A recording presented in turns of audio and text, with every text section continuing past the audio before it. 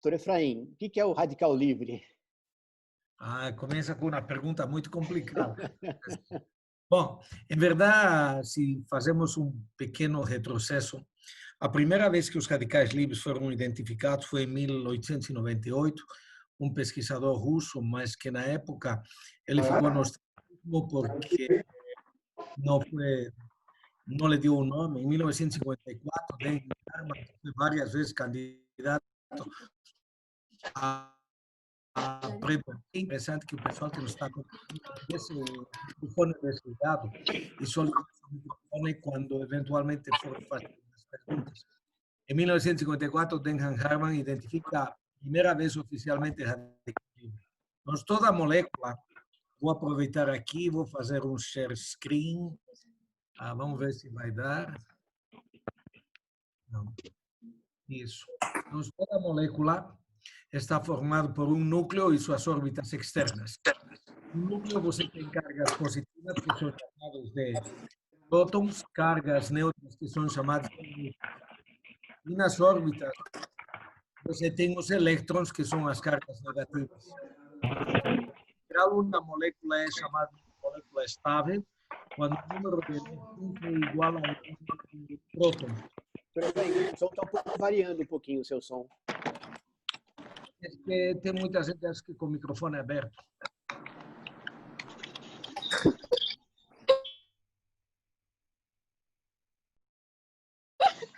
Ouvindo um som de vozes atrás, agora está melhor. Um radical livre é quando ele tem um elétron não pareado na órbita externa. Então, vocês veem aqui, ele perdeu um elétron. Este fenômeno de perder elétron chama-se oxidação. Então, ele perdeu o elétron para alguém ganhar o elétron, e quem ganhou o elétron se chama fenômeno de redução. Então, um radical livre é um átomo ou uma molécula que tem um elétron não pareado na órbita externa. Ele tem uma vida média muito curta, rapidamente ele vai ser neutralizado, seja pelo sistema antioxidante endógeno, seja pela cessão de outros elétrons, ou seja pelo consumo de antioxidantes em forma de alimentos ou em forma de complementos nutricionais. Então, os radicais livres não ficam boiando no plasma por longos períodos de tempo, ficam apenas por milissegundos e vão se replicando rapidamente. Em termos fisiológicos, em cada respirada, porque o oxigênio é uma das fontes mais importantes para produzir os radicais livres, em cada vez que você inspira, 95 a 98% do oxigênio inspirado vai virar ATP, via citocromo oxidasa. 2 a 5% vai virar radical livre. E os radicais livres são necessários no organismo. São necessários porque eles matam as bactérias através de um fenômeno chamado explosão respiratória e inibem a replicação mutagênica das células através de um fenômeno também de destruição das próprias células através de um mecanismo de liberação de uma enzima endógena chamada caspasa B. Então, não precisamos liberar-nos completamente dos radicais livres. Eles são muito úteis desde o ponto de vista fisiológico e muitas terapias hoje em dia utilizam os pró-oxidativos, como, por exemplo, o oxigênio hiperbárico, o próprio ozônio e muitos dos quimioterápicos, sem falar que a radioterapia é basicamente um tratamento pró-oxidativo porque aumenta a produção de radicais livres. Tá ótimo. Então, quer dizer que os radicais livres são necessários para a saúde em uma quantidade adequada, e aí entra o estresse oxidativo quando o número de radicais livres excede aos antioxidantes. Isso. E, doutor Arthur, já chamando o senhor, fala um pouquinho do sistema antioxidante, das enzimas antioxidantes. Como o Efraim falou, os radicais livres eles podem ser deletérios, né? Mas eles têm basicamente também uma função útil, né? Eles são apoptóticos, viricidas, bactericidas, e só que o que o corpo não pode ter é o excesso dele. Então, como a natureza nos transformou de anaeróbico para aeróbico, nós passamos a usar uma grande quantidade de oxigênio para produzir mais energia, né? A produção anaeróbica de ATP é muito maior que a anaeróbica.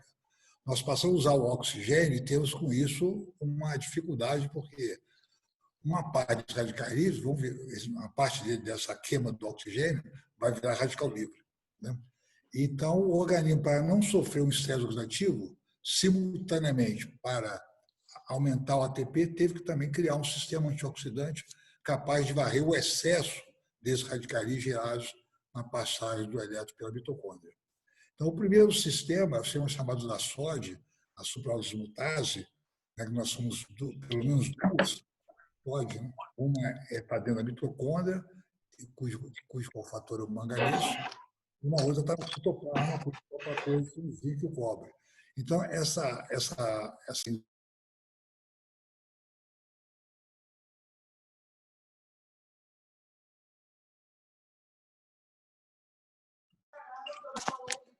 Renato, ligaram o áudio do Arthur. Tá. Volta, Arthur. Agora... Mas ouviram o tempo todo ou não?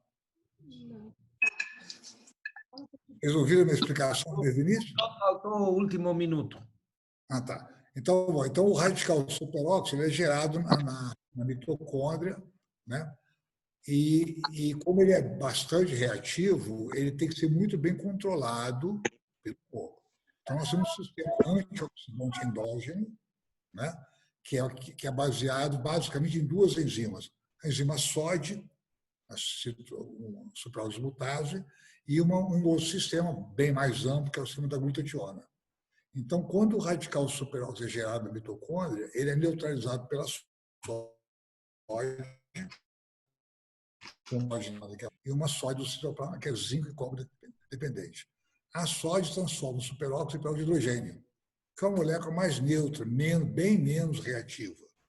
Mas isso acaba sendo uma reação incompleta, porque o peróxido de hidrogênio, na presença de ferro, de cobre e de alguns metais pesados, pode sofrer a chamada reação de Fenton, e ali vai gerar o radical hidroxila, que é extremamente agressivo. É o radical, por exemplo, que pode fazer uma mutação em DNA. Então, nós saímos de um radical agressivo e podemos ir para um radical superagressivo, que é o radical hidroxila. Para isso, então, o peróxido de hidrogênio ele sempre vai sofrer ação do sistema da glutationa, que é um outro sistema enzimático, que vai neutralizar o peróxido de hidrogênio, transformando em água. Então, esse sistema da glutationa é um sistema baseado já no selênio, na N-acetilcisteína e na riboflavina, a vitamina B2. Então, esse sistema endógeno, quando você tem uma oxidação não muito elevada, ele é capaz de comportar e reduzir, botar os radicais em quantidades suficientemente boas ou não agressivas. Mas, muitas vezes, perante o estresse oxidativo intenso, nós somos obrigados a auxiliar esse sistema endógeno. Aí concorremos com vitamina C, vitamina E, flavonoides, uma gama de substâncias endógenas também, bilirrubina, ácido úrico, colesterol, estrogênio. Então, o próprio corpo, para utilizar o oxigênio como fonte de energia, ele é obrigado a ter um sistema antioxidante funcionando plenamente para que você não caia no estresse oxidativo. Arthur, perfeito. Com o senhor ainda, existe uma grande crença na nossa classe que deve se evitar passar vitaminas, passar minerais. O senhor colocou muito bem isso. Então, legal, assim, doutora. Obrigado, viu? Ele acabou liberando o carro, então é a primeira vez que eu faço isso. Para aqueles colegas que ainda têm o receio de passar vitaminas e passar minerais, então esse receio deve ter sido tirado da frente, não? Eu não sei por que eu receio. Eles não tratam anemia com ferro?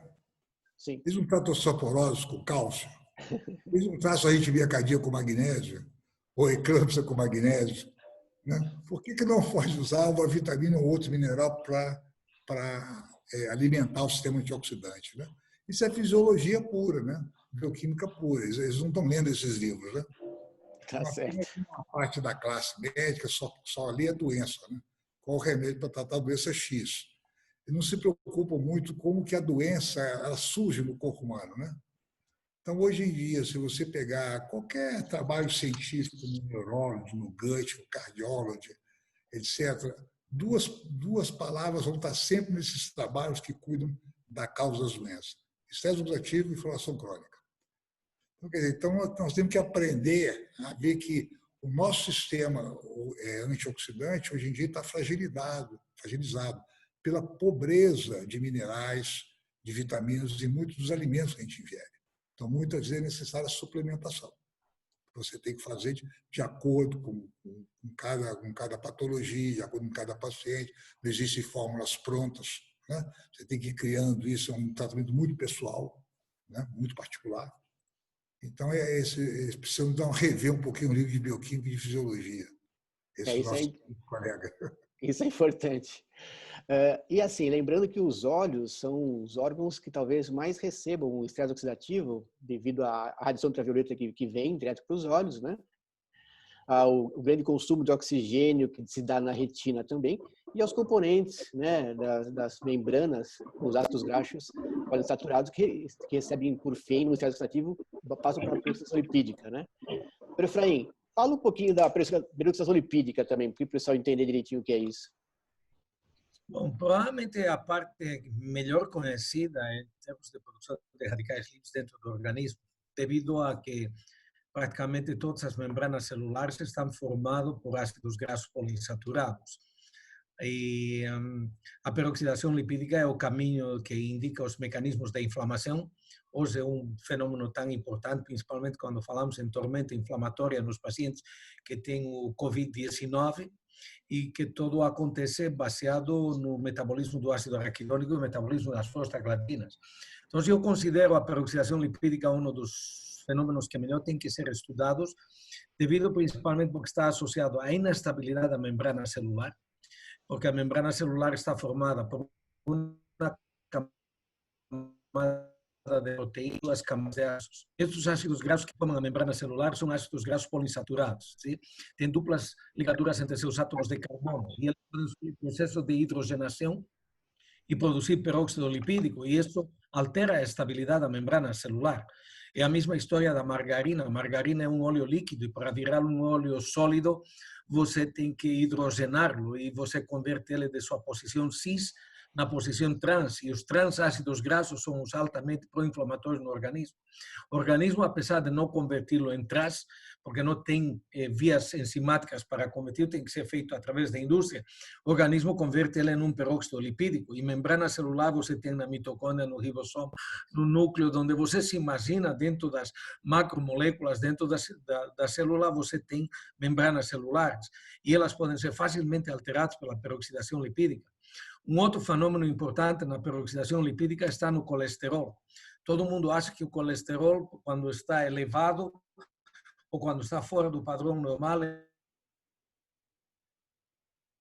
e o colesterol não faz isso dessa maneira. O colesterol é criado para ter efeitos benéficos no organismo. O colesterol nunca foi criado para produzir placas ateromatosas. São as nossas condutas epigenômicas que favorecem a produção das placas ateromatosas nos pacientes. E, em realidade, para produzir uma placa ateromatosa, primeiro você tem que ter uma peroxidação lipídica no endotélio das paredes das artérias. Quer dizer, as paredes das artérias têm que estar lesadas ou inflamadas. Por isso que pedimos um exame chamado PCRU, proteína C-reativa ultrassensível, que é um marcador indireto de inflamação do endotélio. Quando existe uma inflamação do endotélio, o colesterol é chamado para tentar reparar esse processo inflamatório. Então, o colesterol não vai sozinho, é transportado, e o transportador se chama lipoproteína de baixa densidade, o LDL. E este LDL, para chegar no endotélio das artérias, ainda tem que ser fagocitado por um macrófago. Então, vem um macrófago, fagocita o LDL, e dentro do macrófago, esse LDL se oxida. E quando se oxida, porque as 4 moléculas da amina E cedem elétron, viram tocoferil, e o colesterol, nesse momento, passa a chamar-se apolipoproteína B. A apolipoproteína B é um colesterol oxidado que está dentro de um macrófago, e essa combinação de ApoB com o macrófago é chamado de célula espumosa. Esse é o mecanismo de transporte, e essa é a parte da peroxidação lipídica. Aí vai, e quando chega perto do endotélio, o macrófago libera o colesterol, e o macrófago fica olhando para ver o que vai acontecer.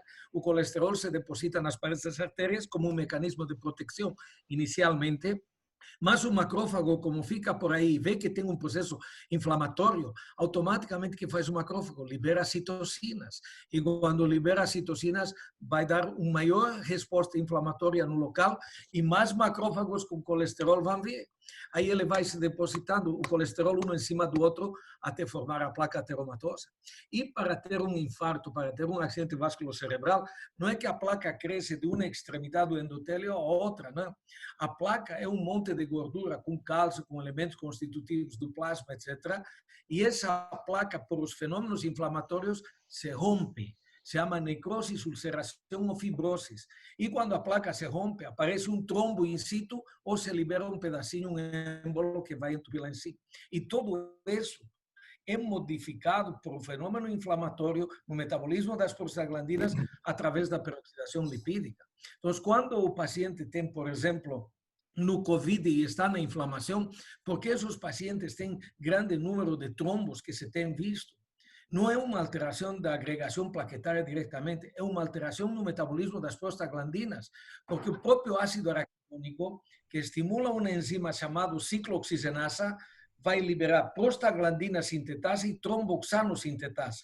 A prostaglandina é antiagregante, o tromboxano é proagregante plaquetário. Então, esses pacientes têm um aumento da liberação de tromboxano sintetase, aumenta o risco de trombose nos pacientes, e isso você vai vê-lo acontecer em qualquer inflamação, em qualquer tecido do organismo. E uma das formas de medir esse grau de inflamação é através de um exame chamado PCR1, através da medição do ácido malonildealdeído, que é um subproduto dessa enzima chamada tromboxano sintetasa, que vai ativar a dupla ligadura do ácido araquidônico e perpetua o ciclo inflamatório nesse paciente. Então, só 3 coisinhas fazem da peroxidação lipídica o maior problema que existe. É dizer, alteração da membrana celular, a oxidação do colesterol e todo o processo inflamatório que nasce no metabolismo das prostaglandinas ou dos ácidos graxos poliinsaturados. E o organismo tem 2 enzimas. É o único que tem 2 enzimas específicas, tanto para o peróxido de hidrogênio quanto para o peróxido lipídico, que são a glutationa e a catalasa. O azar faz que a catalasa funcione com ferro. Então, e o ferro é um grande produtor de outros tipos de radicais livres, como o radical hidroxilo. E temos a glutationa, como Arthur comentou, que para funcionar depende de um aminoácido chamado cisteína. Funciona com 3 aminoácidos, mas quem depende 80% do funcionamento é a cisteína. Por isso que a acetilcisteína é um aminoácido muito comumente usado como fluidificante das secreções pulmonares, mas ao mesmo tempo como um poderoso modulador da ação antioxidante da glutationa, junto com o selênio e principalmente a presença da vitamina B2 para recuperar uma glutationa oxidada e voltá-la a convertir em uma glutationa peroxidase. Ótimo, muito bom. Aproveitando esse assunto, inclusive já que o senhor abordou a parte de inflamação, doutor Arthur, um tema que interessa muito a nós oftalmologistas é o ômega, os ômegas. Ômega 3 e ômega 6. Falo sobre isso, né? Muito boa aqui no curso. Só para deixar bem claro para os nossos colegas, a fração EPA, a fração DHA e a relação ômega 3 e ômega 6 adequada. Por favor. Arthur. Tudo bem? Deixa eu te falar. Por que vocês resolveram o negócio de convênio, hein? Tem muita gente aberta aí. Bom, a molécula mais importante, ômega 6, é o ácido araquidônico. Então, a ômega 6 são 2 famílias, né? Uma família que é o ácido araquidônico, chamado família 2, e a família 1, que é do ácido gama-linolênico. Então, é o ômega 6 anti-inflamatório, óleo de borracha, óleo de prímula. E temos o ômega 6, família 2, inflamatório, que é o ácido araquidônico. Como a Efraim falou, ele vai liberar algumas prostaglandinas extremamente atuantes no sistema oxidativo. E o ômega 3, já é um outro tipo de ômega, né, que tem a primeira dupla ligação do carbono 3, e assim como o araquidônico também ele é saturado, mas ele faz uma contraposição com o ômega 6. Quer dizer, eles produzem os mesmos hormônios, as mesmas prostaglandinas, né? Então, você tem o tromboxane 2 do ômega 6, que é altamente adesivo plaquetário.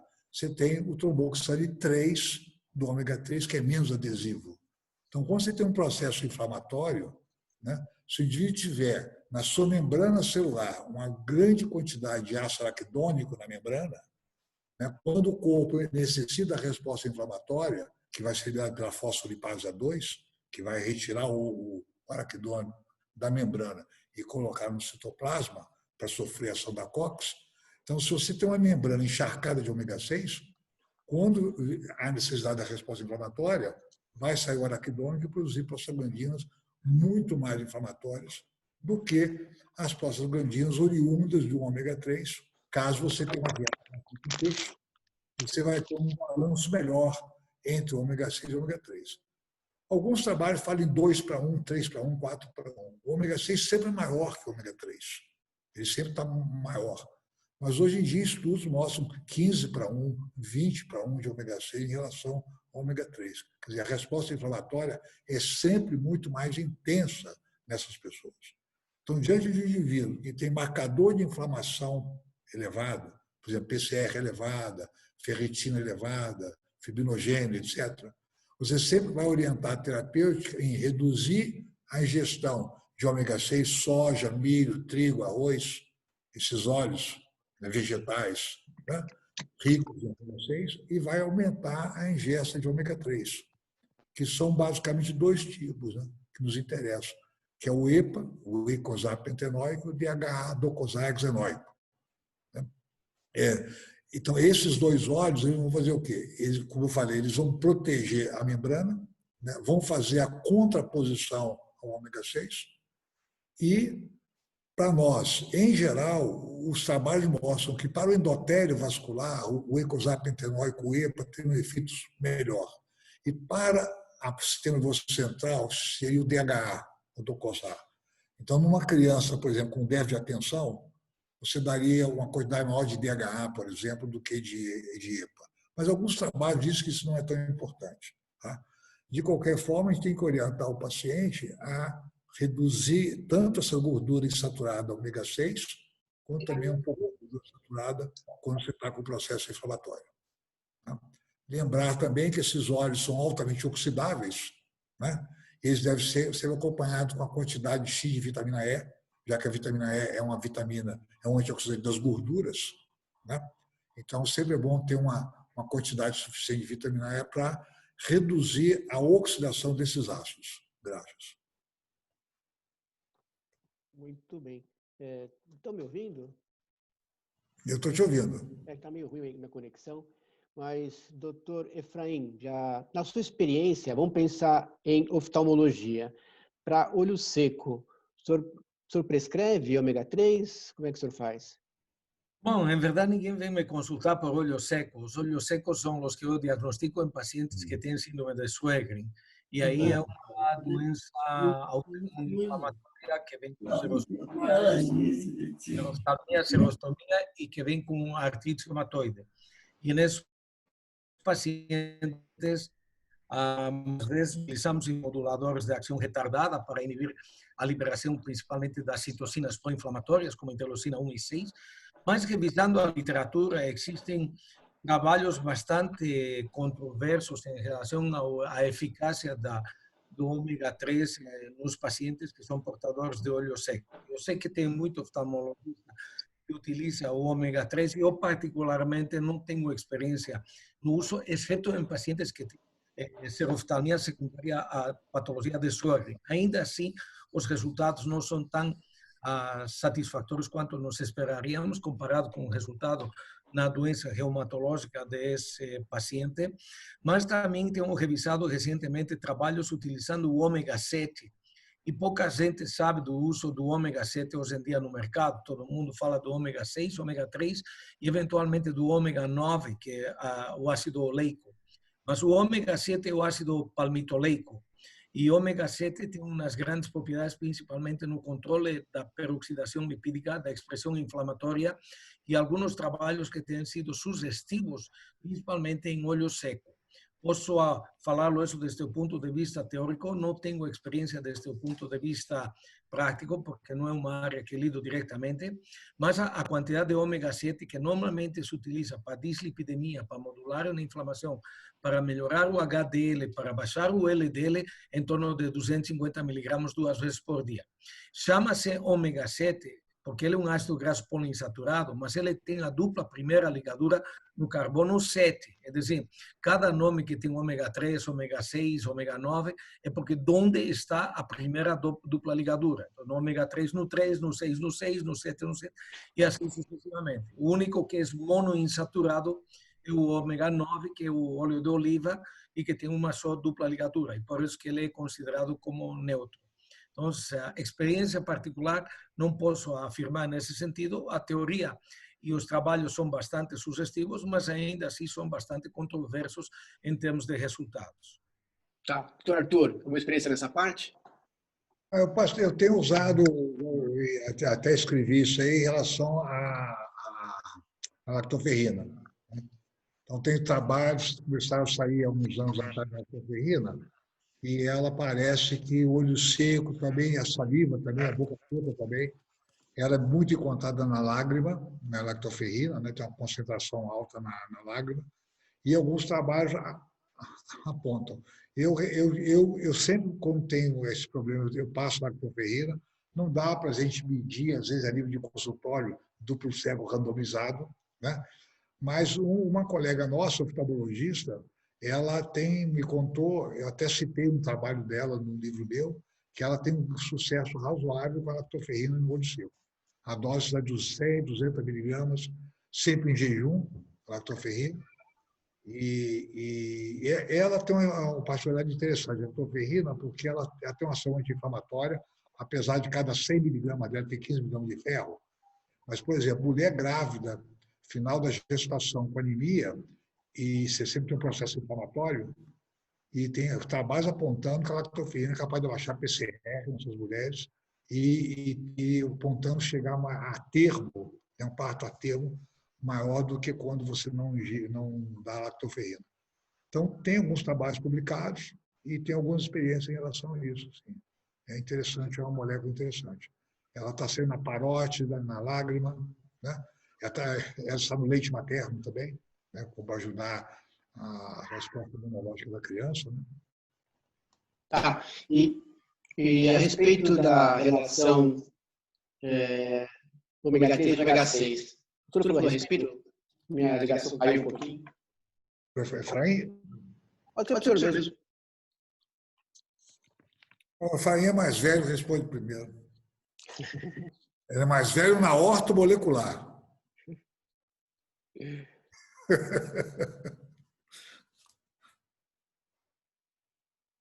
Microfone. Existe uma relação fisiológica e essa relação fisiológica está mais ou menos em 2 vezes de ômega 6 por 1 vez de ômega 3. A relação é aceitável até 4 vezes para 1. Pelo tipo de alimentação que temos nos tempos atuais, a relação está entre 20 a 40 vezes de ômega 6 por cada vez de ômega 3. E lembrem-se de um fato que é muito importante. O ômega 6 quando é consumido em proporções similares a ômega 3. Porque o ômega 6 é chamado de ácido gama, é dizer, de ácido linoleico. E o ácido linoleico tem 18 átomos de carbono. Ele incorpora 2 átomos de carbono e vira gama-linolênico. E o gama-linolênico todos vocês conhecem como óleo de prímula. Quantas mulheres não consumem óleo de prímula como um tratamento para tensão pré-menstrual? E quando você inclui mais 2 átomos de carbono, vira o D-homo-gama-linolênico, que inclusive é a via alternativa de inflamação quando a via oficial é bloqueada por uso de corticosteroides, de imunomoduladores ou de anti-inflamatórios não esteroides. Então, o ômega 6, por muito que você coma 20 vezes, ele tem propriedades anti-inflamatórias. Ele vai produzir a prostaglandina GE1, e ela tem propriedades anti-inflamatórias, antiagregantes, vasodilatadores, antitrombóticas, ela tem. Mas o problema é que quando você produz 20 vezes, ele vai produzir um ácido graxo poliinsaturado não essencial, que é chamado de ácido araquidônico. Então, para produzir inflamação, você não precisa comer. O organismo produz automaticamente com aquilo que você tem de ômega 6. Para você se proteger da inflamação, você precisa comer. O ômega 6 em proporções fisiológicas e ômega 3 em proporções fisiológicas. Então, quando você está administrando ácido gama-linoleico ou D-homogama-linolênico, você está administrando substâncias que são com propriedades moduladoras da inflamação. Mas cuidado, pacientes que são diabéticos e que têm, ou pacientes que têm resistência à insulina, por exemplo, que é uma grande parte da população que são obesos, e que isso pode piorar qualquer processo patológico inflamatório de qualquer sistema do organismo, inclusive o sistema oftalmológico. Quantos casos de patologia cardiovascular e lesão de endotélio não vemos porque a endodontia do paciente não está adequadamente controlada? Porque uma endodontia doente é uma fonte primária para aumentar a produção de citocinas nesse paciente, como é a gordura visceral. Quanto óleo você não vai perder em um paciente que seja obeso, que tem uma cintura abdominal prominente e que vai liberar citocinas a partir dessa gordura? E que acha que o único que pode fazer isso é o leucócito. Não é assim. Então, se você tem um paciente com resistência à insulina, tem uma insulina pós-prandial de 35, de 40, e você der gama-linoleico a esse paciente, óleo de prímula, por causa de uma enzima chamada delta-5 saturasa, ele vai ir a produzir o ácido araquidônico e você, em lugar de modular a inflamação, vai ter um efeito pró-inflamatório. Por isso que muito trabalho que se faz sem um conceito bioquímico, se faz só com um conceito clínico, e isso é o que dá errado aos trabalhos. Você não pode fazer um trabalho dando ômega 3 ao paciente sem dar um antioxidante junto, porque o ômega 3 tem duplas ligaduras. Vai entrar um hidrogênio lá e vai virar um peróxido lipídico. Você deu uma bomba de tempo ao paciente. Então, esse é um dos grandes problemas. Então, se você não dá um antioxidante, você não encaminha o percurso que você quer de ômega 3. Se você quer uma modulação de ômega 3, você tem que dar a quantidade certa de EPA, porque o anti-inflamatório, o modulador da inflamação, não é o ômega 3. O ômega 3 é um óleo, onde dentro dele tem EPA e DHA, e o verdadeiro modulador da inflamação é EPA, porque EPA produz protectinas, lipoxinas e resolvinas que vão modular o PGE2, que é o verdadeiro fator da inflamação. Se você não der 1.200 miligramas de EPA por dia, você não vai ter uma modulação. Isso representa, no mínimo, 3 cápsulas de ômega 3 vagabundo que você possa ter no mercado, e junto com ele tem que dar o antioxidante. Não calcula o DHA como anti-inflamatório, o docosahexanoico. Ele você tem que usar 4.800 miligramas por dia, que tem que dar toda a produção de ômega 3 até que nascem escamas no paciente. Então, o DHA nós usamos mais para a manutenção da sinapse neuronal, extremamente importante em mulher grávida, em paciente desnutrido com caquexia, sarcopenia dentro do processo do envelhecimento, para manter a sinapse neuronal, e o ômega 3 via EPA é que mantemos para a modulação do PGE2, que é o verdadeiro marcador do processo pró-inflamatório do metabolismo das prostaglandinas. Nessa ideia, então, o DHA teria uma função boa na retina, não é? Claro, na parte de comunicação neurológica, DHA e colesterol são dois dos fatores mais importantes para a interconexão neuronal. E tanto é que existem trabalhos mostrando de que você pode ter uma perda das sinapses em pacientes em que você trata uma dislipidemia e leva o colesterol a valores ínfimos nesse paciente, porque é um mecanismo mais importante para a comunicação entre os neurônios, junto com o DHA. Tanto é que se sabe de que quando uma mulher está grávida e tem níveis subclinicamente baixos de DHA, a possibilidade do neném nascer com um retardo cognitivo mínimo é extremamente comum. A mesma coisa que acontece se a mãe é uma hipotiroidiana ou é uma eutiroidiana que faz um hipotiroidismo subclínico persistente durante a gravidez, pode dar lugar ao nascimento de um neném com cretinismo.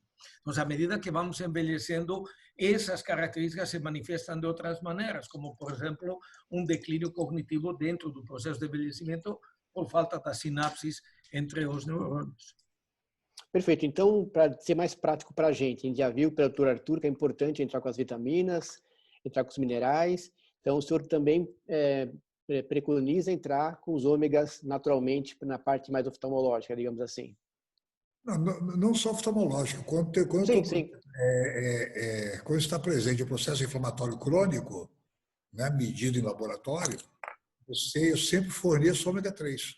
Né? A dose mais ou menos essa, uma grama e pouca. que vai dar dependendo de 3, 4 cápsulas, né, associados à vitamina E. E o que o Efraim tocou, isso é verdade. Quando você usa muito óleo de primo, essa experiência eu tive muito na clínica. Você passava óleo de primo para melhorar a displasia mamária, por exemplo, muitas mulheres sentem-se melhor com ela. Tempos depois, algumas mulheres voltavam ao quadro anterior. Depois é que eu vim saber, como o Efraim citou, que esses gama-linolênicos podem virar araquidônios na presença de insulina. Então, sempre tem que ter um cuidado muito grande quando você prescrever esses óleos ômega 6 da família 1, que é o gama-linolênico, é olhar a insulina. Se a insulina estiver elevada, cuidado que você pode convertê-lo num óleo anti-inflamatório, num óleo inflamatório.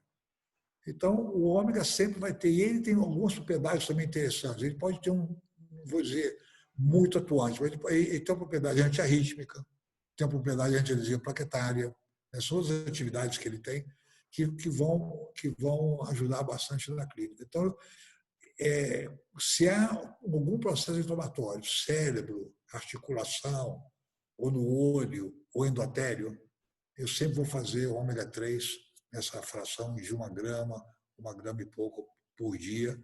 Né? Se o indivíduo come peixe, né, 2, 3 por semana, ele consegue um percentual. Mas depende de onde vem esse peixe. Né? Se é peixe de água escura, é profunda, né? Ou se come muito peixe de fazenda, são muito pobres em ômega 3. Então, sempre deve fazer realmente uma reposição desses óleos.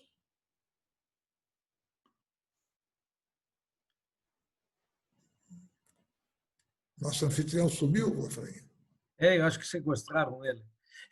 Tem alguém aí que perguntou se pode ser feito numa mesma cápsula vitamina E e ômega 3, só se ela ia haver pronta da indústria. Mas eu acho que um dos grandes erros da medicina é depender de vitamina E para antioxidar um ômega 3.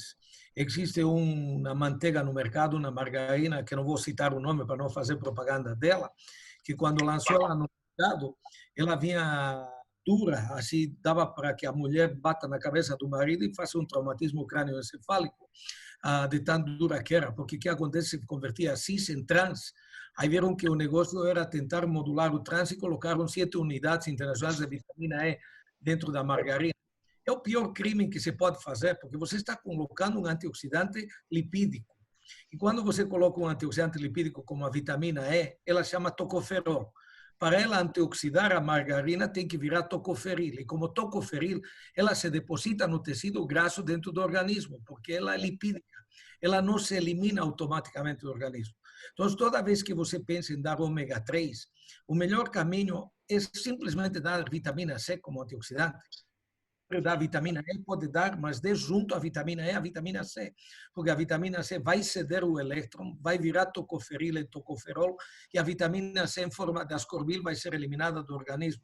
Por isso que a correlação é muito importante. Quando não te dá certo o tratamento, muitas vezes que você não está a parte química farmacológica e você deu simplesmente vitamina E para o paciente. Então, a vitamina E e a maior parte das vitaminas C que tem no mercado é alfa-tocoferol. E alfa-tocoferol não é uma vitamina E natural, é uma vitamina E sintetizada no laboratório e, por tanto, ela tem alto potencial de prooxidação.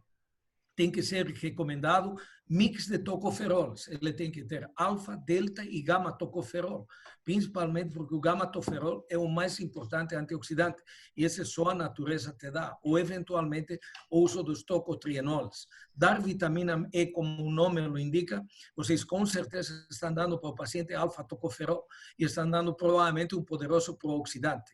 E esquecem, inclusive, porque todas as margarinas hoje vêm no mercado como se tivessem zero de trans. Vocês devem olhar, vão no supermercado como dizem zero de trans. Essa é uma mentira lavada também. Os governos do mundo todo, por imposição da indústria farmacêutica, autorizaram colocar zero de trans quando tiver menos de 5% de trans. Então, todas devem ter pelo menos 5%. É impossível não ter trans dentro da composição, porque eles fizeram o quê? Fizeram sólido e líquido, tanto que a margarina agora é mole, não é mais aquela margarina dura como uma pedra, não? Ela é mole. E para ser mole é porque se mantém uma parte líquida para evitar que todo se converta em trans. Então, quando eles colocam 0, é que pelo menos tem 5% de trans. E você continua comendo uma gordura que definitivamente não é saudável dependendo do volume e a frequência que você vai comer. Por isso que eu recomendo uma boa manteiga em pequenas quantidades, é muito mais saudável e eventualmente gostoso que qualquer margarina que eventualmente você vai consumir em termos de saúde. Ótimo. Tocando outro ponto que a gente abordou aqui no curso, os carotenoides. 2 aspectos. Primeiro, a gente viu que a luteína é transportada de destino para a retina via HDL. Então, se as pessoas começam a colocar muito as estatinas para baixar o colesterol, naturalmente vai se abaixar um pouquinho também a quantidade de luteínas na retina. Esse é um ponto que eu quero falar com o Dr. Efraim sobre isso. E o segundo ponto, a astaxantina, que é outro carotenoide. O que o senhor acha disso? Bom, a luteína é que ganhou muito sucesso, principalmente na oftalmologia, né? A gente começou a usar pelo menos uns 10 anos antes que os oftalmólogos, mas não utilizávamos para a oftalmologia diretamente, mas sim utilizávamos principalmente em pacientes que tinham degeneração macular seca e que vinham consultar por qualquer outro motivo e a degeneração macular estava presente nesses pacientes. Então, na úmida, não se tem visto tão bom resultado como eventualmente utilizar os inibidores de angiogênese nesses pacientes comparado com a seca, onde os resultados têm sido melhor com a combinação de luteína, zeaxantina e eventualmente alguns minerais que funcionam como cofactores de enzimas endógenas antioxidantes, zinco, cobre, eventualmente manganês e selênio dentro da fórmula. E daí nasceram a maioria das fórmulas que são utilizadas hoje em oftalmologia. E, evidentemente, a astaxantina hoje pode ser um substituto da combinação luteína-zeaxantina, inclusive por a facilidade de seu uso, seu nível de absorção, a biodisponibilidade, inclusive a sua distribuição dentro dos tecidos e com uma dose única de 1 miligramo por dia, que pode ser utilizado nos pacientes nesses casos. Normalmente, se o paciente tem uma degeneração macular úmida, cuidem muito de não dar nesse paciente nem os ômegas, nem o ginkgo biloba, nem picnogenol, nenhuma dessas substâncias nutricionais que tem potencial de ser antiagregante plaquetário, porque com isso vocês produzem mecanismos de vasodilatação, mecanismos nos quais existe inibição de agregação plaquetária em um paciente que está estimulando a produção de angiogênese. A utilização de antioxidantes é principalmente em pacientes que têm degeneração macular seca. É onde melhor funciona esse tipo de tratamento e onde melhor funciona a administração de outros antioxidantes e moduladores de inflamação como o ômega 3. Então, eu não daria ômega 3 em uma degeneração macular úmida, baseado na fisiopatologia da doença. Daria sim em uma degeneração macular seca. E todos os carotenoides, começando com o mais simples deles, que é o beta-caroteno, que é a matéria-prima para sintetizar a vitamina A, sim poderia ser utilizado como predominantemente por seu potencial antioxidante e principalmente por sua relação com o tecido lipídico, já que toda a parte neurológica é predominantemente lipídios. A bainha de mielina do sistema neurológico é basicamente ômega 3 e ômega 6. Então, por isso que acho que é muito importante a manutenção dos ômegas e a manutenção do sistema antioxidante na preservação e, claro, no diagnóstico prematuro na maior parte das patologias oftálmicas. Muito bom. Lembrando que a luteína e a zeaxantina têm a especial função de captar e neutralizar o óxido singlet, que é um pseudo-radical livre, que é o único carotenoide, é o único elemento que consegue fazer essa contenção. Por isso que é tão importante na retina também, né? Doutor Arthur, ponto importante para o senhor, glicação. Queria que o senhor explicasse para os colegas um pouquinho de glicação e a sua importância na retinopatia diabética e na catarata também. A glicação também é um fator que acontece em todo o corpo, né? É a união de um açúcar com a proteína, né? Vai formar a primeira base de FISH, de chip, depois amadori, depois os produtos finais da glicação. Em relação, basicamente, ao olho, a glicose, quando entra na célula, né? Para que ela não difunda, não seja muito difusível nas outras membranas, ela ganha logo a molécula de fósforo, um átomo de fósforo. Então, essa glicose fosfato é uma forma que o corpo tem para controlar o ingresso da glicose nas membranas dentro da célula, né? Daí você vai formar a conhecida via do poliol, né?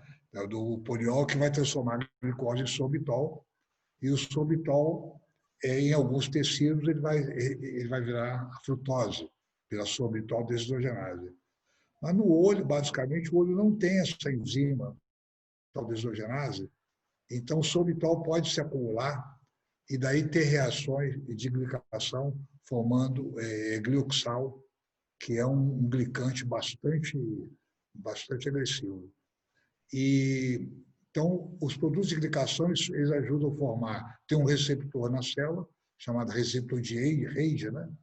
Que quando esse receptor é ativado pelo produto glicado, vai dar a formação de radical superóxido. O radical superóxido vai ativar o NF-kappa-beta, que é uma proteína citoplasmática inativa, mas quando ela é ativada, ela vai no DNA produzir citocina inflamatórias. Então, começa o processo inflamatório relacionado ao AIDS, né? Então, daí o uso muito importante desses antiglicantes em termos de catarata e de outras patologias também do olho, mas basicamente da catarata.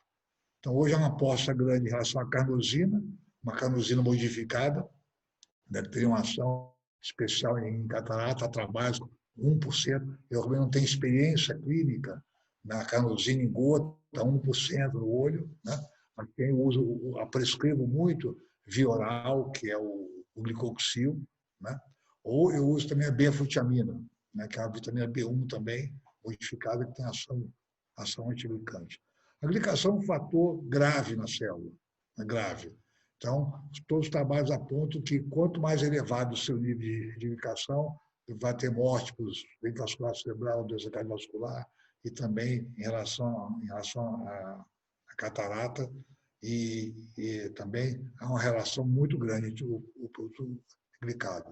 E como hoje em dia a resistência à insulina é um fator bastante comum de se encontrar, então você tem um excesso de glicose na periferia que não consegue entrar dentro da célula, e no olho a glicose entra por difusão fácil, muito facilitada.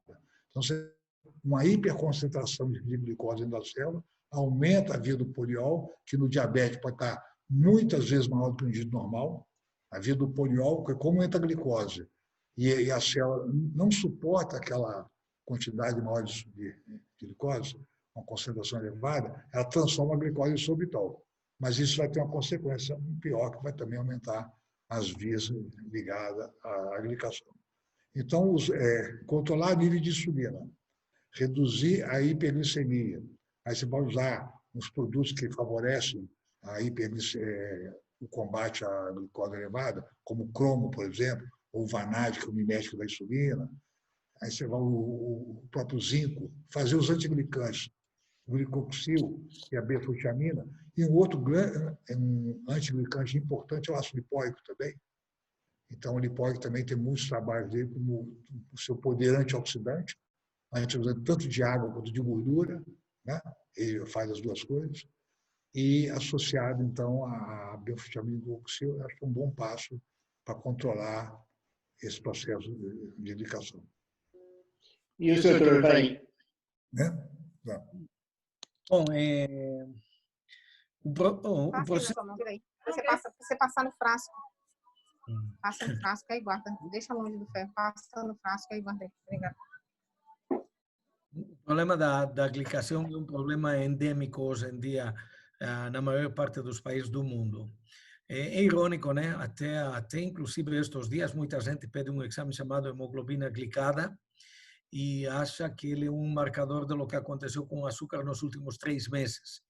E em relação à glicação da hemoglobina, é um marcador de produção de um substrato, que ele falou bem, com a entrada de açúcar dentro das células e com a conversão do poliol, e que em realidade são os AGEs, AGES, Advanced Glycoprotein End Products, produtos de alta glicoproteinização, que não é mais que uma atividade metabólica que acontece entre as proteínas, os ácidos graxos e os carboidratos.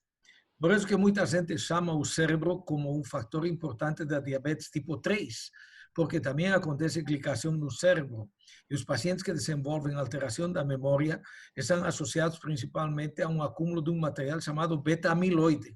Então, a hemoglobina glicada, em realidade, indica qual é o risco do paciente de desenvolver patologias secundárias a um quadro de diabetes, de resistência à insulina, de hiperinsulinemia, como principalmente neuropatias, glomerulopatias, vasculopatias e neuropatias. E um dado importante que ele citou é o ácido alfa-lipoico. E o ácido alfa-lipoico é chamado um mecanismo de xeno-hormesis, quer dizer, xeno, estranho, hormesis ao organismo. Todo mundo acha que ácido alfa-lipoico só se consumir para ele ter efeito. Não, o ácido alfa-lipoico é produzido naturalmente dentro do organismo na bainha de mielina. É o maior antioxidante da bainha mielina. E sendo o olho uma fonte muito rica relacionada ao sistema nervoso central, qualquer fórmula para o olho, e principalmente para olho em pacientes com risco associado a um síndrome metabólico, ácido alfa-lipoico deveria ser a primeira opção de tratamento. Antes, inclusive, de luteína e zeaxantina, porque é um fator endógeno dentro da bainha de mielina, junto com ômega 3 e ômega 6, junto com a matriz proteica, que são os aminoácidos de cadeia ramificada, leucina, isoleucina e valina, e junto com os receptores hormonais, que eventualmente têm os mais importantes, o DHA. Então, e um dos mecanismos mais importantes da carnosina, que é um aminoácido conjugado, é a betalanina. Então, a carnosina vai entrar dentro do organismo, vai se hidrolisar no estômago e vai virar betalanina, e betalanina é um dos mais potentes agentes glicantes que você tem dentro do organismo. Então, sempre olhem a hemoglobina glicada como um marcador do potencial de efeitos colaterais que vão acontecer daqui para frente. E não olhem a hemoglobina glicada como um marcador do que o paciente fez os últimos 3 meses, porque que fez nos últimos 3 meses já não tem mais retorno. Não nos interessa quais são os riscos daqui para frente em relação a esse paciente.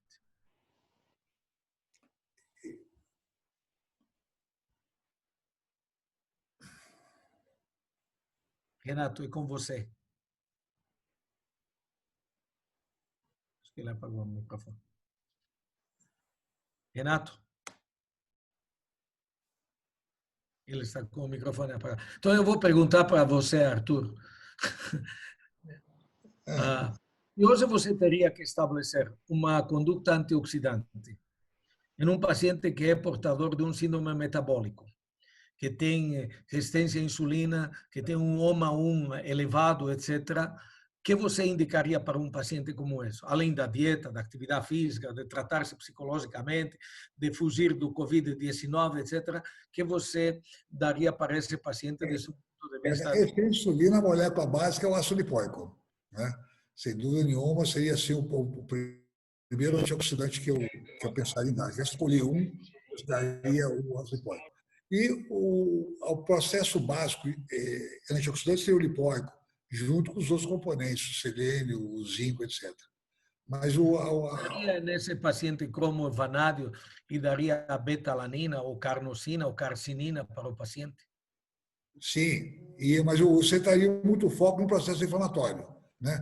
No controle do processo inflamatório. Porque o processo inflamatório, quer dizer, a interleucina 6, fator de necrose tumoral, vão bloquear o receptor de insulina, né? Que é um receptor tirosina quinase, e no processo inflamatório ele vira serina quinase. Então, enquanto você tiver uma presença da inflamação, mesmo que você use drogas sensibilizadoras de receptor de insulina, você não está consertando o processo inflamatório. Então, eu colocaria básico do tratamento, claro, cromo, vanádio, zinco, ácido lipoico, o atuante oxidante, você estaria muita bateria na inflamação. Então, daí, como a gente sabe que as inflamações, a grande percentual dela vem de tubo digestivo, então você estaria muito atividade do tratamento lá na recuperação do quadro digestivo, da inflamação intestinal. Então, se me apontasse, por exemplo, calprotectina elevada, qualquer dessa turma elevada, eu centraria o tratamento lá naquela técnica dos 4 R's lá do blend. Mas, em relação à insulina, é isso. A inflamação, ela bloqueia o receptor de insulina, que não vai deixar o GLUT4 entrar na membrana, a glicose sobe, o pâncreas manda mais insulina para a periferia e você não sai desse ciclo. Então, no diabético, que é o indivíduo mais inflamado que existe, né? A inflamação crônica é o mais inflamado que existe, eu centraria a bateria assim, uma formulação antioxidante, e uma visão para combater a inflamação. E quase sempre você vai cair, então, no intestino, na presença de desbiose intestinal, com ou sem intestino permeável, hiperpermeável. Nós aproveitamos o embalo. Qual é a tua opinião nesse caso da metformina, que é usado por todo mundo nos tempos atuais? Basta você ter glicemia de 102 e vai te dar metformina. E a segunda, como você faria uma recomposição da flora bacteriana intestinal e uma melhora da permeabilidade intestinal nesses pacientes? É uma resposta longa, né? É uma resposta longa. Você tem que fazer. Primeiro, você pode ter a calprotectina medida, né? Então, até 250, abaixo de 250 miligramas, você tem um processo inflamatório menos atuante. Não todo convênio cobre a calprotectina, então não é um exame comumente feito por causa que não todos os convênios cobrem ele. Então, mas você pode se imaginar um paciente que tem uma hiperinsulinemia, é muito provável que tenha uma forte resposta inflamatória e deve ter uma disbiose e uma alteração da permeabilidade. Então, eu faria basicamente os 2 aminoácidos que eu daria no intestino, o mais importante é a glutamina, sem dúvida nenhuma, mais ou menos 100 miligramas por quilo por dia, 2 vezes, dividido 2 vezes. A metionina, 500 miligramas. Usaria a vitamina A como a vitamina trófica das mucosas, na multiplicação da mucosa, de restaurar a mucosa, usaria a vitamina A. Às vezes eu prescrevo gamma-orizanol, o ácido ferrúrico, que tem um efeito anti-inflamatório a nível de enterócito. Teria que corrigir a hipocloridria, que muitas vezes a desbiose vem de uma hipocloridria, que vai dar aquela reinfestação, superpovoamento intestinal a nível de jejum. Então, corrigir a hipocloridria com betaína cloridrato, por exemplo, né? Vitamina A aí também para aumentar também o ácido clorídrico. Teria que, às vezes, fazer o suporte enzimático, porque às vezes o paciente tem, às vezes, deficiência de amilase, lipase, protease. Eu calculo muito isso aí pela coprologia funcional. Então, eu peço o exame coprológico funcional, esse o convênio paga, e aí pode olhar se tem presença de amido cru, presença de proteína mal digerida, presença de gordura. Então, eu já daria as digestivas, tá? E entraria, então, com os probióticos e pré-bióticos. Então, seria um tratamento assim, de reparo da mucosa, reinoculação, recolocação. Então, entraria com pró e pré-biótico, né? Aí você daria prebiótico e probiótico para quem nos está acompanhando. Como? Bom, eu daria, basicamente, eu sempre dou esses 2 iniciais, que são os primeiros a restaurar a flora, iniciar a flora da criança, né? Que é o acidófilo bifidífido. Mas muitas vezes acrescento outros, Saccharomyces, o Lactis, o Streptococcus thermophilus, eu gosto muito dele, né? O Reuteri também. Então, você tem uma gama hoje de probióticos que você pode escolher, nível de 50 bilhões por dia, dividido em 2 doses, ao deitar e uma em jejum. E o prebiótico, você pode usar a inulina, fucoidan, né? Muitos prebióticos, a própria dieta da pessoa, educando a dieta, já vai fornecer os prebióticos, né? Que normalmente são carboidratos não digeríveis, né? Mas a bactéria digere esses carboidratos e produz aqueles ácidos graxos de cadeia curta, né? Butírico, propiônico, que vão, então, alimentar o enterócito. A gente sabe hoje que o ácido graxo de cadeia curta é que alimenta o enterócito, porque ele tem que ter energia para fazer a divisão celular, para criar uma nova célula, né? E aí você reduzindo a inflamação, tiro aí também nesse primeiro mês glúten e laticínios, que para ele estar inflamado, fazer o glúten, não que não seja celíaco é a minoria, mas muitas pessoas são intolerantes ao glúten, e o glúten fica cutucando a zonulina. Então, você está inflamado, você tem que acalmar a zonulina. Então, retiro o glúten, retiro o leite por 30 dias, é mais ou menos assim que eu faço a minha atividade anti-inflamatória. E às vezes associo com alguma planta, o cúrcuma, ou boswellia, ou alguma planta anti-inflamatória, né? Uma espira santa, né? Aloe vera, quando a Anvisa deixa, né? A unha, né? Me chama aquela casclau. Então, alguma planta anti-inflamatória para ajudar nesse processo de recuperação. Cária tormentosa, se chama o Cária tormentosa, isso.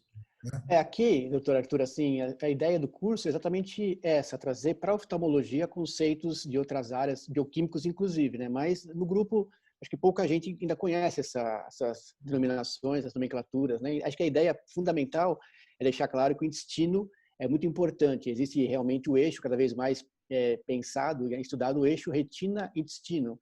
Quer dizer, nessa inflamação silenciosa crônica, a medicina é muito importante. Isso é que é a mensagem que tem que deixar para o pessoal, né? Não, senão você fica... Os estudos apontam que o maior causador de inflamação crônica é o intestino, assessorado, às vezes, pela obesidade visceral. Mas o intestino é maior nisso. Então, quando você tiver lá o Toll-like receptor, quer dizer, lipopolissacarídeo, que é pedaço de membrana gram-negativa, que ultrapassa a barreira intestinal, você está com a paracelular abriu, você está permeável. Entrou o lipopolissacarídeo, ele vai estimular Toll-like receptor em todo lugar, inclusive na célula muscular que tem Toll-like. Apesar de ser um receptor de imunidade inata, o músculo tem Toll-like receptor, Toll-like 4. Então você fica numa roda viva que não consegue sair. Você pode dar a melhor forma do mundo para a dilatação da mácula, a melhor forma do mundo para glaucoma, para o que você quiser. Se você não controlar o processo inflamatório, os resultados vão ser muito pequenos. Arthur, perfeito. Essa frase é fundamental para o nosso curso aqui. Quer dizer, você tem que ver o paciente oftalmológico como um todo. Isso, eu sou cria, mas se você não tiver essa visão de que eu vou combater o que eu chamo de gênios diabólicos, que é o estresse oxidativo e inflamação crônica estéril. Se você não combater isso, você vai ter sempre, pode até ter um resultado assim, melhorar sinal e sintoma, inicialmente, como os remédios fazem, né? Melhorar sinal e sintoma. Mas daqui a alguns meses os resultados vão ficar muito ruins. Então, assim, é bastante importante essa mensagem que vocês estão deixando para a gente aqui, que a ideia, para nós oftalmologistas, é vermos os pacientes não só com a doença, com glaucoma, com diabetes, com a retinopatia diabética, o olho seco, mas tentarmos ver como um todo, de onde vem a inflamação, como é que está o seu intestino, como é que está a sua dieta, a própria dieta. O Dr. Efraim falou que a dieta ocidental é muito complicada, é inflamatória por si só. Então, a ideia da oftalmo integrativa é tentar entender tudo isso junto e aplicar na oftalmologia. Doutor Arthur, já que o senhor está aí na tela, me fala um pouquinho da epigenética, que é outro tema também que a turma tem que ficar um pouco mais a par. O que se sabe hoje, quer dizer, hoje você está estudando doença autoimune, por exemplo, né? Uma doença muito ligada ao ambiente, por exemplo, o Crohn, né? Ou o Parkinson, né? São doenças muito ligadas ao meio ambiente, né? Então você tem isso, quer dizer, é uma influência que esses estímulos fora da célula são capazes de fazer no DNA. Isso é epigenética. Epi em grego é acima, né? Então a epigenética é acima do DNA. Então, o DNA ele não trabalha por conta, vamos dizer assim, por ordem própria. Quer dizer, ele não sabe muito bem o que ele fazer. Ele tem que ter estímulo para fazer. Então, dependendo da sua dieta, da sua atividade física, do estresse, tudo isso modifica a ação do DNA. Então, você é incapaz de mudar o genoma. Talvez amanhã a engenharia genética vai mudar o genoma. Eu quero ter olho azul, vai troca tudo. Né? Quero ver o filho de olho verde, vai ser possível. Mas existe uma coisa chamada expressão genética. Né? Você pode ter o gene, né? Você tem o gene, mas ele pode estar funcionando ou não, quer dizer, expressado ou não. Ele pode estar concorrendo ou não para produzir um aminoácido e daí as proteínas. Então, essa expressão genética é extremamente influenciada pelo seu estilo de vida, que engloba sedentarismo, tipo de comida, nível de cortisol e tudo isso aí. Né? Então, isso hoje em dia é extremamente importante ter noção disso e, infelizmente, a medicina clássica, ortodoxa, cartesiana, como eu falei, negócio nacional, acha que o meio ambiente é coisa do Greenpeace. Né? É daqueles malucos que pegam um barco e vão afrontar qualquer coisa. Não, nós todos estamos interessados nisso, porque a poluição comanda muito a epigenética. Então, a presença de metal pesado, a presença de inseticida de agrotóxico, tudo isso vai modificando e o que está acontecendo hoje? Doenças que estão assim muito ligadas, e talvez mais ligadas à autoimunidade, doença autoimune, né? As doenças, como eu falei, o exemplo do Crohn, a doença de Parkinson, estão muito relacionadas ao meio ambiente. Quer dizer, a genética herdada dos nossos pais está ficando cada vez menos importante. Mais importante é o que nós fazemos com os nossos genes. E só para se encerrar agora, eu sempre digo assim, você pode herdar bons genes dos seus pais. Né? Então, fazer uma analogia com a riqueza econômica. Você pode herdar uma grande riqueza dos seus pais e, durante a sua vida, detonar tudo. Você pode nascer com bons genes e fuma, bebe, se alimenta mal, acaba com os genes. Ou o contrário, você pode nascer com maus genes, porque a família tem câncer, por exemplo, ou isso, aquilo, mas você tratou ao longo da vida os seus genes, você pode sobreviver muitos anos além dos seus pais viveram. Porque você pode nascer pobre e ficar rico. Ou seja, o senhor nos recomenda que, além de vermos a questão da doença em si, temos que orientar os pacientes quanto à alimentação, quanto ao estilo de vida, exercícios físicos, sedentarismo. Sem dúvida, sem dúvida, sem dúvida. Muito bom. A medicina integrativa, às vezes eu escuto alguns colegas falarem que, para uns, eles comentam assim, integrativa é você ter a doença, por exemplo, a depressão. O que tem para depressão? Na ayurvédica, na chinesa, na alopata, na ortomolecular. E põe tudo no paciente. Errado. Minha forma de ver é isso. Integrativa é você aprender tudo aquilo que concorre para você estar doente. E você então tratando cada uma dessas coisinhas. Isso que é integrativo para mim. E não você colocar, misturar homeopatia, ayurvédica, acupuntura, shiatsu, para tratar a depressão, por exemplo. Tá bom. Doutor Efraim, já tratamos de catarata, retinopatia diabética, diabetes, olho seco, DMRI, glaucoma. O que o senhor nos sugere da parte da sua prática mais ortomolecular, bioquímica, que a gente pode atuar nessa área do glaucoma? Eu lembro de que o ano passado você me convidou a um evento de oftalmo lá no Matsuplas e eu toquei de alguma maneira o assunto de glaucoma e que está relacionado com aumentos dos valores pressóricos, independente, não vou entrar nos detalhes oftalmológicos de aberto, fechado, o ângulo, etc. Mas até que se tome uma decisão, e a maior parte dos tratamentos normalmente são usados, por exemplo, beta-bloqueadores para produzir uma diminuição da pressão ocasionada. Um dos grandes trabalhos que existe dentro de ortomolecular para controlar principalmente os mecanismos de vasoconstricção, porque vasoconstricção é um mecanismo que acontece em uma unidade contrátil que existe, e esta unidade contrátil está formada por actina e miosina. E estas duas, para se manter fazendo um aumento da resistência periférica, eles utilizam a entrada do cálcio. Por isso que muitos dos remédios que são usados para a pressão arterial são antagonistas dos canais de cálcio. Você impede a entrada do cálcio, relaxa a actina e miosina e produz uma vasodilatação. Em oftalmo, vocês usam muito beta-bloqueadores, porque ao bloquear o receptor beta, você também produz um mecanismo de vasodilatação. Em geral, um dos nutrientes mais importantes para ter o efeito bloqueador do cálcio é o magnésio. O magnésio é um antagonista direto do cálcio. O magnésio é intracelular e o cálcio é extracelular. Então, quanto mais magnésio esse paciente tiver disponível sem produzir intoxicação, maior é a capacidade. Então, você tem a forma, digamos, mais biodisponível de magnésio, é o aspartato de magnésio, que é a forma mais barata, mais disponível que existe no mercado.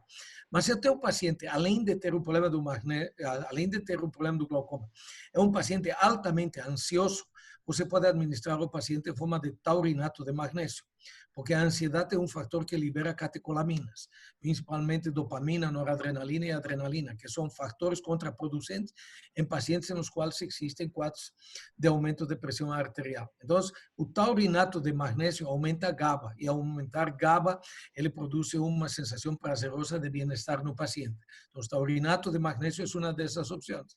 E se o paciente, junto com ele, é um paciente com má ansiedade, com alto nível de estresse, com alterações de atenção, com dificuldade de concentração, você pode utilizar o treonato de magnésio. Então, você tem várias formas de apresentação do magnésio que você pode utilizar com total e absoluta tranquilidade nesses pacientes.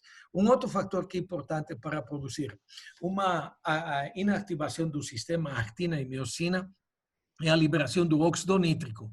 Então, o óxido nítrico é chamado também fator de relaxamento. E o óxido nítrico é produzido através de um aminoácido chamado arginina. A arginina entra dentro do estômago e no estômago ele vai produzir o óxido nítrico endotelial. Tem 3 tipos de óxido nítrico, o que tem na saliva, que é de imunoestimulação, o que tem no cérebro, que é de excitação neuronal, e tem aquele que acontece no estômago e que a arginina é o fator que mais produz. Se você usar arginina em pequenas doses, 250, 500 miligramas, você pode usar arginina. Se você usar em altas doses, ele vai virar uma arginina demetilasimétrica e ele não vai virar óxido nítrico endotelial, vai virar uma excitotoxina. Então, uma das melhores substâncias para serem utilizadas aí é o crataegos. É uma planta, se chama também hawthorne. O crataegos é um autoestimulador de óxido nítrico, velho conhecido na cardiologia, justamente para diminuir a pré-carga em pacientes com insuficiência coronariana e reduzir também a pós-carga como um alívio dos pacientes com hipertensão. O óxido nítrico que se produz no organismo se produz a cada segundo. Toda sístole, toda diástole vem precedida da liberação de óxido nítrico. Só que se você tem um paciente inflamado ou um paciente com alto nível de estresse, o grande problema desse óxido nítrico é que ele pode virar peróxido nitroso. E o peróxido nitroso tem efeito contrário do óxido nítrico. Por isso que quando você vai administrar algum suplemento nutricional que tem um efeito de produtor de óxido nítrico, tem que administrar um antioxidante para evitar que exista um acúmulo de peróxido nitroso e sim uma reconversão em óxido nítrico. Uma das grandes substâncias, por exemplo, que se utiliza hoje em dia no óxido nítrico, e graças a isso o óxido nítrico virou famoso, é o sildenafil e o tadalafil, o Viagra e o Cialis. Porque quando a gente falava em óxido nítrico na década de 80, todo mundo pensava que era o gás para falar a verdade ou era o gás para ficar rindo à toa. E, em realidade, o óxido nítrico é um verdadeiro fator de relaxamento predominantemente endotelial. Então, todos esses fatores, até que o oftalmologista decida por uma conduta mais intensa em termos cirúrgicos ou não, podem ajudar ao uso dos beta-bloqueadores ou ao próprio uso de gotas que utilizam como a pilocarpina para aliviar as pressões arteriais nesse paciente. E, claro, em todo paciente com glaucoma tem que se avaliar também o potencial pró-inflamatório do paciente. Eu não iria para um glaucoma até repor toda a flora bacteriana intestinal, etc., etc., porque o paciente vai encontrar meio estranho ter uma pressão no olho e ter que tomar lactobacilos para eventualmente isso, mas olhando-lo como um contexto, sem dúvida, todo isso tem que ser analisado. E vale a pena só fazer uma complementação. A Arthur sugeriu utilizar para reparar o trato gastrointestinal glutamina e metionina. A glutamina é o aminoácido mais importante, ele vai repor a matriz GLA. E quando a gente fala em matriz GLA, a causa de que o intestino é o fator mais importante de produzir inflamação em outros órgãos, porque todos os órgãos têm uma matriz GLA, e essa matriz GLA é chamada matriz de ácido glutâmico. O intestino tem um que se chama glicocálix.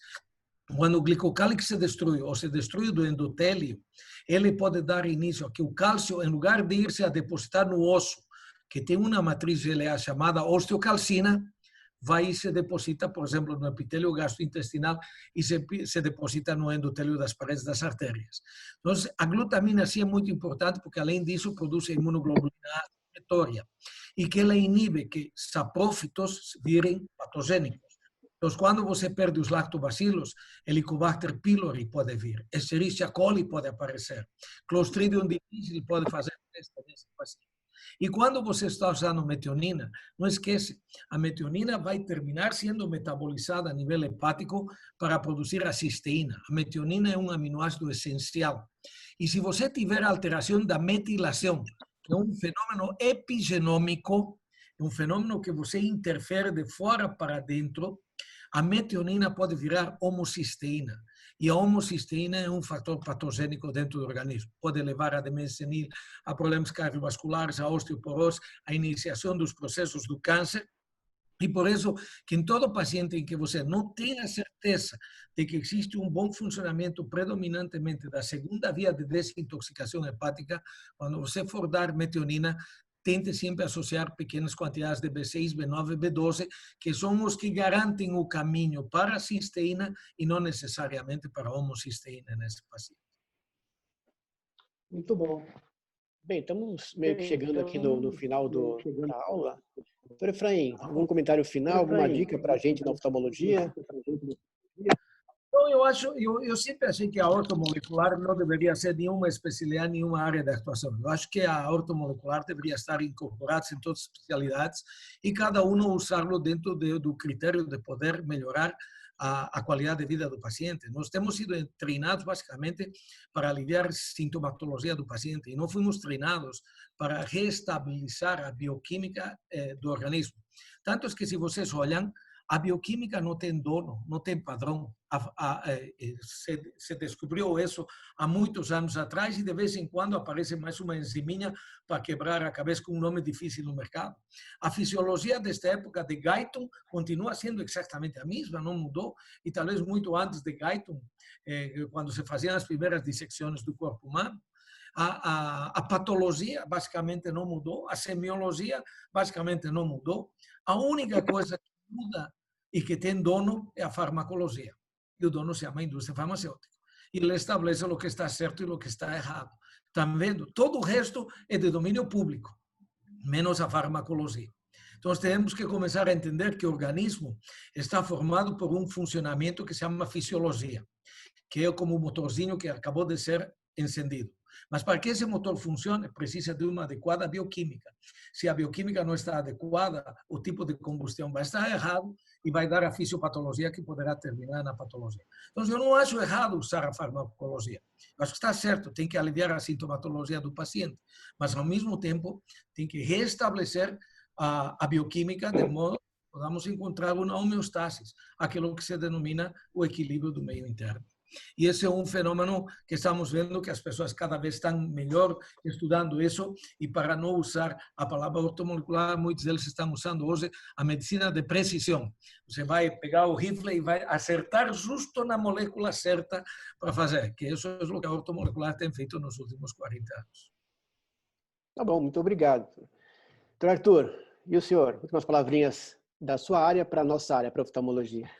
É isso que nós já conversamos, né? É que o oftalmologista, como o dermatologista em qualquer especialidade, ele tem que entender o porquê que está acontecendo aquela patologia.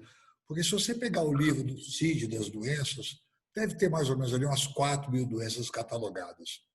Se você tirar as doenças infecciosas, que para cada doença infecciosa tem um agente, né, bacilo de Koch, etc., etc., as outras 3.000 doenças, você não pode acreditar, em sã consciência, que tem 3.000 causas de doença.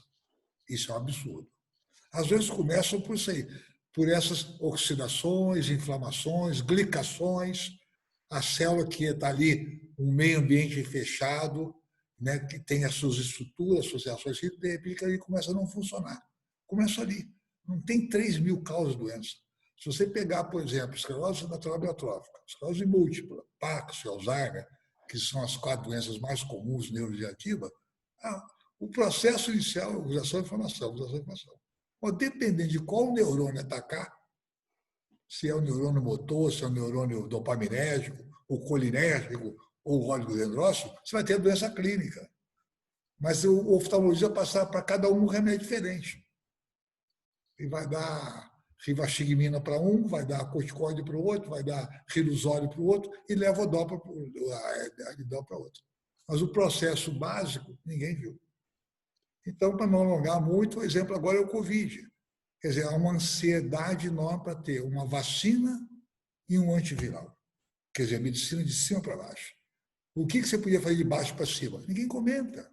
Ninguém comenta a vitamina D, a vitamina C, o zinco, a lactoferrina. Quer dizer, estimular o sistema imunológico contra uma doença. Quer dizer, a mídia oficial, alicerçada, muito pelo que o Efraim falou, né?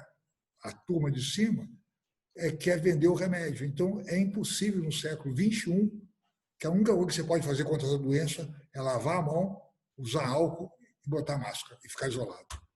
É um absurdo o século XXI. Tanta informação você tem de todos os processos que podem estimular o sistema imunológico de todos nós. Arthur, doutor Efraim, foi uma grande honra, um grande prazer. Fiquei muito contente com a aula de vocês. Muito obrigado mesmo. Pessoal, vocês que viram essa maravilhosa aula, vocês devem estar meio um pouco preocupados, muita coisa complicada, nós falamos hoje, mas assim, tem que estudar, né? É uma área diferente que a gente está trazendo para a oftalmologia. São conceitos não muito falados, mas que muito importantes serão os colocarmos na nossa área. A gente vai acrescentar muito com isso, muita qualidade ao tratamento dos pacientes. Então, tem muita coisa nova que a gente abordou aqui.